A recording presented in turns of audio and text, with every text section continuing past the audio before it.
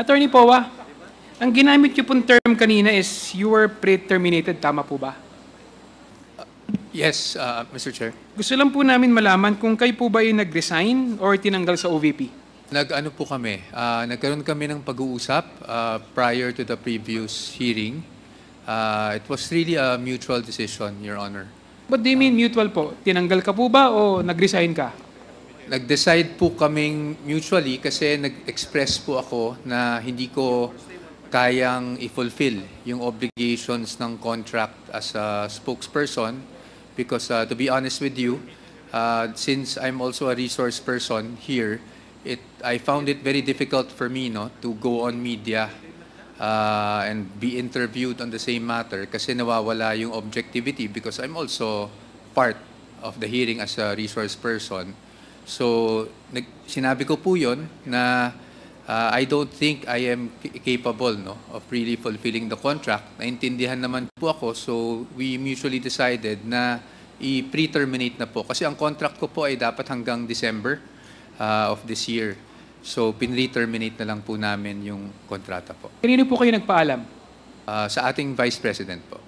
Naging mutual po ba yung decision na ito? Or I would like to think so, Your Honor, to be honest. Kasi ako naman, very forthright ako. Nagsabi ako ng difficulties that I'm encountering.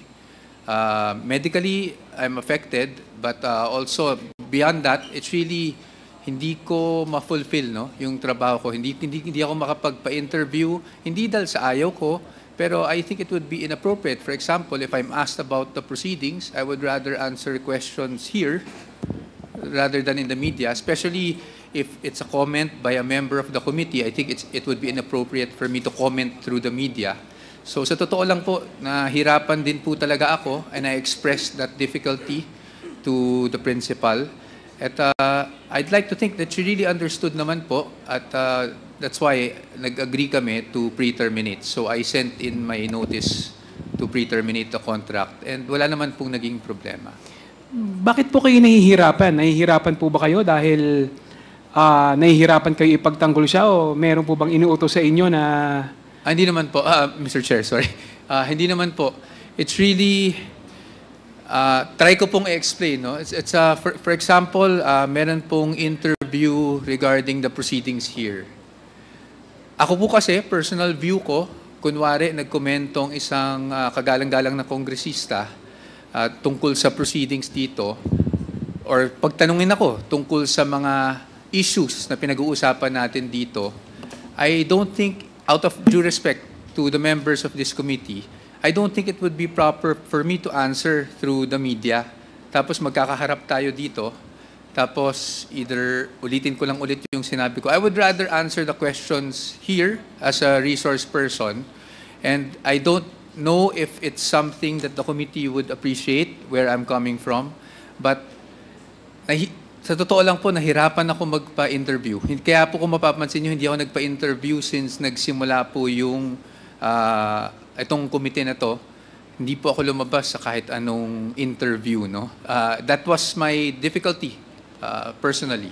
One more question, Mr. Chair. May mga inutos po ba sa inyo na nahihirapan kayo sundin kaya kayo nag-resign? Wala naman po, Your Honor. I would like to be clear about that also. Wala naman pong inutos sa akin. In fact, kahit po sa interviews naman, I was given free rein to whether accept or not an interview. But lately, talaga pong personally, I don't know, it's me. I think it would be inappropriate to answer things through the media rather than through a committee. And then maybe after the investigation, pag may magtanong, then we can all discuss what happened during the committee hearing. Pero kung alam nyo naman po, minsan ang media, minsan tatanungin tayo, ano ang nangyari. Kung kunyari, hindi pa naman napag-uusapan sa committee, ayaw ko sanang pangunahan din po ang ating kagalang-galang na committee.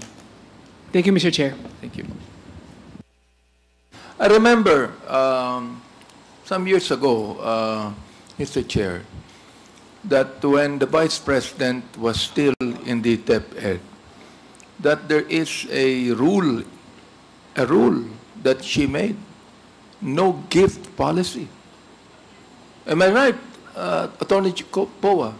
Yes, Your Honor. That is correct, Your Honor. That's the rule. No gift policy. Do you remember that, Ms. Catalan? Yes, Your Honor. So why is she giving envelopes? If the rule in her office is no gift policy. Therefore, even the Vice President would think that whenever a gift is given, that's bribery. That is subtle bribery. Ms. Catalan.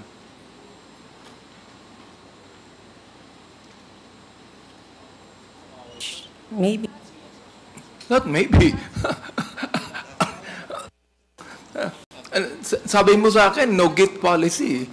So therefore, if the Vice President said that there is no gift policy, therefore she is trying to avoid any kind of a bribery or a corruption in his part. Attorney Powa, can you please, do you believe that? Well, yes, I do believe that, Your Honor, because even us OSEC, when I was in OSEC, no gifts talaga kami from anyone. No gifts. No gift policy was in place. So, nakita niyo yung answer ng dating spokesperson ni Vice President, am I right? That's the reason why I'm asking you if you are pressured. Siguro kinakailangan, sabihin mo na rito sa amin, you were pressured because of the allowances given to you. Oo. Hindi nyo na kinakailangan pagtakpan pa yung nagbigay sa iyo eh. Ikaw, Miss Catalan, ikaw po ang accountable dito. Ikaw ang kawawa dito. You do not even need to protect those that gave to you the envelopes. Because the fact is this, when the rule in the Vice President's office is no gift policy, she would think that to be corruption. Oh, therefore, yung pagbigay ng allowance sa iyo is actually subtle bribery.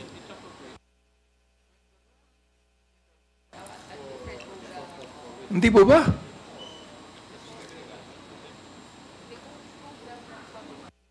But according kasi kay Attorney Shine during that time, it came from the secretary and who was really just maybe, he was just grateful dun sa performance namin. So I considered it not really a form of bribery, or I was not pressured to sign the liquidation voucher, but I was requested to sign it, sir.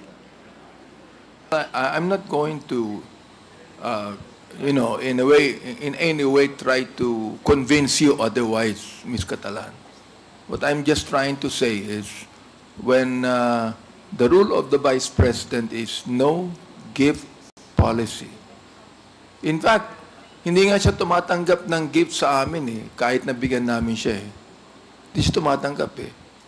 Ngayon, kung siya mismo hindi tumatanggap, ba siya nagbibigay sa inyo? As a form of gratitude.